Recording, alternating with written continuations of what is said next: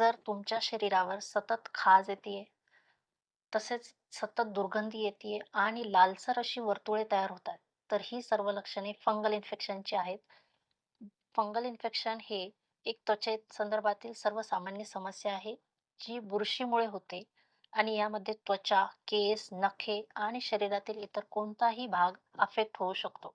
याचे मुख्य लक्षणे आहेत त्वचेवर सतत खाज येणे, त्यानंतर लालसर अशी वर्तुळे तयार होणे, सतत दुर्गंधी येणे, नखं खराब होणे, सतत डोक्यामध्ये केसांमध्ये खाज येणे.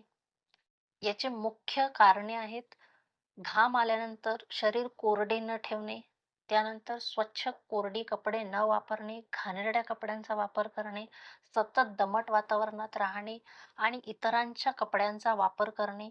जर तुमची रोगप्रतिकारक शक्ती कमी असेल, तर तुम्हाला हे फंगल इन्फेक्शन जास्त प्रमाणात होऊ शकते. फंगल इन्फेक्शनसाठी काही नैसर्गिक उपाय म्हणून आपण टी ट्री ऑइलचे काही थेंब नारळाच्या तेलात मिक्स करून ते लावणे. हळदीमध्ये अँटी फंगल प्रॉपर्टीज असतात, त्यामुळे त्याचा लेप लावल्यास फायदा होतो. तसेच लसणाचा रस आपण वापरू शकतो आणि सैल, सुती, स्वच्छ धुतलेले कोरडे कपडे वापरले तर आपल्याला फंगल इन्फेक्शन होऊ शकत नाही. फंगल इन्फेक्शन होऊ नये यासाठी आपण रोज अंघोळ करणे गरजेचे आहे.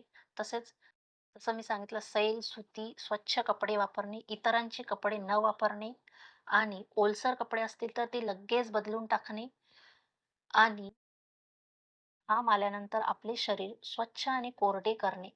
हे सर्व काळजी आपण घेतली तर फंगल इन्फेक्शन आपल्याला होऊ शकत नाही. जर तुम्हाला हा व्हिडिओ उपयुक्त वाटत असेल तर या व्हिडिओला लाईक करा आणि तसेच पुढील आरोग्यविषयक माहितीसाठी या चॅनलला सबस्क्राईब करा.